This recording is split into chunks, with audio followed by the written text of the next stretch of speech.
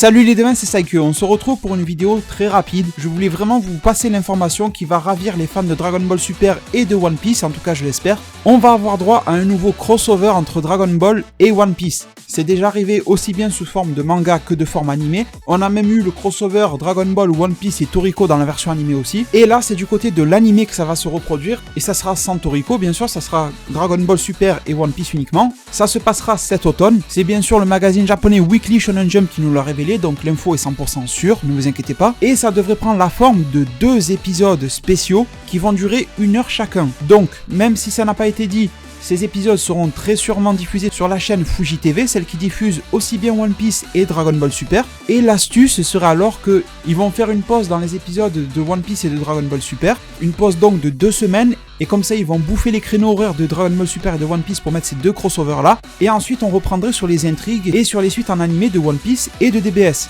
Pour répondre à la question qui va vous venir en tête, est-ce que ça signifie que la fin de l'arc de Dragon Ball Super arrivera en automne? Surtout que si vous m'avez suivi sur les réseaux sociaux, je vous invite à le faire parce que je vous donne des infos que je ne donne pas forcément en vidéo. Et sur mes réseaux sociaux aussi, je vous transfère aussi les rumeurs. Sur ma chaîne YouTube, je ne vais pas venir vous parler de simples rumeurs. J'attends que ça soit confirmé. Mais sur les réseaux sociaux, voilà un petit message et vous le savez. En tout cas, par rapport à toutes ces rumeurs qui courent ces derniers jours, par rapport à une possible date de fin du tournoi du pouvoir, etc. Est-ce que ça pourrait coller ou pas? Ben, écoutez, la logique, normalement, la tradition, on va dire, c'est que ces épisodes crossover n'arrivent pas pour la fin d'un arc, mais ils arrivent pour la moitié d'un arc, à peu près. Et comme si de rien n'était, 1 semaine ou 2 semaines plus tard, on reprend la série telle qu'elle était avant les crossovers. Donc, limite, j'ai envie de vous dire, ça annoncerait plus qu'on serait à une moitié d'arc, arc survie de l'univers. Attention, je ne parle pas du tournoi du pouvoir, je parle bien de l'arc survie. Pourquoi pas imaginer une fin du tournoi du pouvoir au moment de ce crossover, et derrière on repasserait sur la suite de l'arc survie de l'univers, ça serait intéressant, ça ferait du teaser, machin.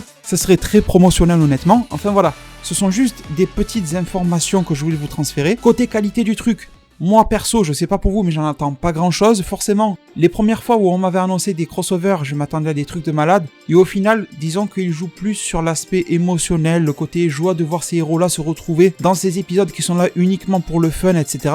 Et puis c'est toujours des épisodes qui font mal au cœur à ceux qui sont très rigoureux sur les échelles de puissance. Parce qu'on voit des gars se taper de 2 animés ou mangas différents qui ne sont pas du tout censés être au même niveau. Ce n'est que mon avis, mais d'après moi, les gars dans Dragon Ball, en tout cas les têtes d'affiche déjà, les Goku, les Vegeta, les Gohan, sont tellement supérieurs à tout ce qu'on trouve actuellement dans One Piece. Je dis pas pour plus tard, hein, peut-être que ça va changer. Mais pour moi, un Goku Seiji Blue, ce que vous voulez, il met une raclée à tout le monde dans One Piece. Peut-être que certains ne seront pas d'accord, il n'y a aucun souci en zone commentaire. Toujours dans le respect, vous me connaissez. Mais en tout cas, pour les personnes qui seront d'accord avec moi, c'est vrai que ça fait limite un pincement au cœur de voir Goku galérer, même contre Luffy. Hein.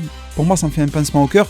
J'adore Luffy, mais pour moi, il n'est pas du tout au même niveau de puissance que Goku. Mais forcément, dans un épisode comme ça, on n'aura jamais la supériorité de l'un ou de l'autre qui nous sera montrée. C'est limite comme s'ils voulaient se tirer une balle dans le pied. Donc forcément, ils vont le mettre au même niveau. De temps en temps, les faire combattre sans trop rentrer dans le développement des puissances. Et surtout, vite, leur balancer un ennemi commun.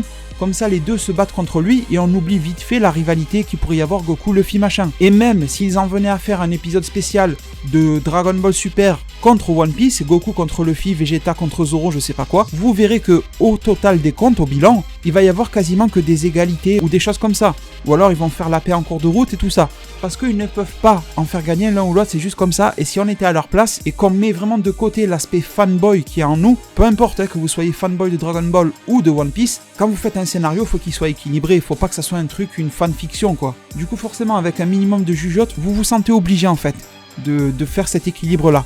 C'est un petit peu comme dans les jeux vidéo, hein, le Jump Superstars, je sais plus quoi là sur PS4 et PS3. Goku peut se faire battre par Kenshin ou je sais pas trop qui. Alors que pourtant moi j'adore Kenshin ou j'adore Ichigo, mais ils sont loin d'être au niveau de Goku, mais c'est le jeu, vous voyez, on peut pas faire en sorte que un one-shot l'autre. Et ben c'est le même principe dans un crossover. Du coup les devins, je ne pense pas avoir grand chose à vous dire de plus autour de ça. Je pense que ça sera quand même 2 épisodes qui seront très cool. En plus, ça nous fera 1 heure complète de mélange de One Piece et de Dragon Ball sur 2 semaines, donc 2 heures quand même. Ça va être plutôt sympa. Je crois que le dernier avec Toriko, c'était 2 épisodes de 20 et quelques minutes. Donc en gros 40 minutes, il me semble. Vous irez me corriger en zone commentaire si j'ai dit une bêtise. Donc ça devrait être un tout petit peu plus long que ça. Du coup les devins, j'ai vraiment fait le tour de toutes ces informations-là. J'espère qu'elles vous auront plu. Je vous remercie énormément de m'avoir suivi et écouté durant cette vidéo-là. Et je me permets de vous laisser sur ces mots. Prenez soin de votre futur. Le meilleur moyen d'y arriver, c'est de vous abonner à ma chaîne, de la partager, la liker et la commenter un maximum de fois pour que notre communauté puisse se développer le plus possible sur YouTube. Merci énormément et à plus pour de prochains arts divinatoires.